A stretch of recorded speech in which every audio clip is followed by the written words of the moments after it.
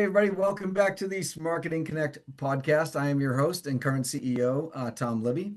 And as you guys know, and as we do these episodes going down the kicking the can down the street here, we always bring our favorite guests back. We try to dig a little deeper into a particular subject matter. And I brought back Gary with me today. And Gary, just for everybody's remembrance, can you give us a brief introduction just to kind of remind everybody who you are and what you do? Sure, I do sales coaching, and I'm primarily people that are just getting into it without a lot of experience, and they recognize that what they really need, Tom, is hand-holding, someone that really understand their objectives and their challenges, and that's really what my program was really designed and what it's been based on over the past 6 years that I've been doing it. Awesome. Thank you, Gary. So we brought you back today to do what we call a 5-minute follow-up. We just want to dig a little deeper into a subject matter that we know that you are an expert at. Yeah, So I'll pose the question, then I'll try to button up so you can answer it. right. But so the question is, most of the people that you're talking about, smaller companies, solopreneurs, et cetera, they're basically dealing with multiple layers of quote unquote things to do, right? So you have Right. operations, you have your sales and marketing, you have your sales calls, et cetera, et cetera.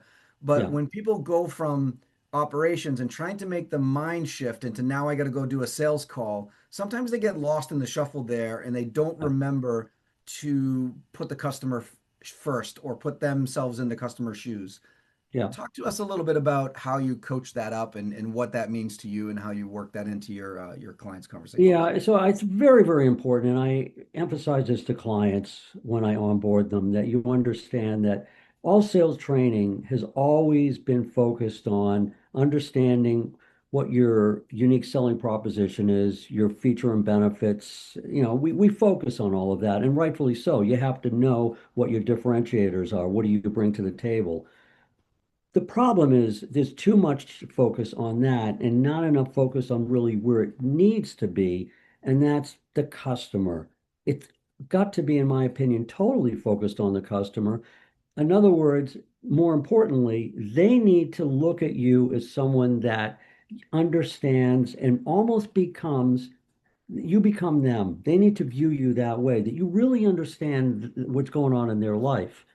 Now, that's the first part. The second part is how do you do it? Because when you go in and you're in front of them, they already know you're there for what reason? Making a sale, right? So people are going to be a little reserved. They don't always open up and say, here's all my problems. Here, this is my life. It doesn't work that way.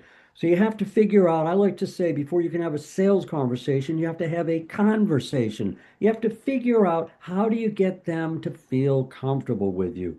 And then once they're comfortable with you, how do you ask questions in the right way so it doesn't sound like an interrogation? I've had salespeople that just check the boxes, all these questions they need to ask. They need to feel comfortable with you so they'll completely open up and they'll understand that, wow, this is someone that really understands my life.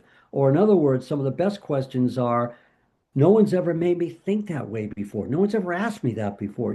They have to feel that way.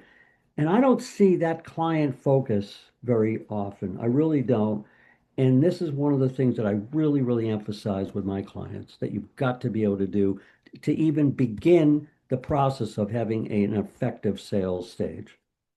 So is there something in like an exercise you give them and how to make sure that they go into a sales call differently than they go into like an operations call?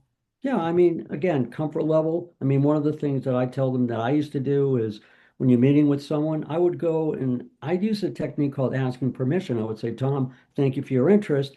I'd like to learn as much as I can about you so I can help you. In order to do that, I'd like to ask your permission to ask some questions. Would that be okay? And what I've done is I've lowered the bar and I've sort of set the expectation on your part that you're going to open up and ask me questions because I've defined that that's the way that I can help you, which is why I'm here. Excellent, excellent. I think that was a little less than 5 minutes, but we won't push the envelope here because I think if I keep asking you questions, we're going to go way over 5 minutes. Okay. Um, Gary, thank you again, once again for being back with us on the podcast. I can't wait to have you again. I'm going to probably ask you to be on the podcast more times because it's very valuable. I think sales skills is what one of the few things that I think every single person on this entire planet needs to know and understand, even if they don't use it on a daily basis. I think everybody needs to know and understand sales. So I certainly appreciate your insights and your thoughts. And thank you again for coming back on. Yep. Thanks, Tom. Delighted to be here. And for everybody else out there, keep selling.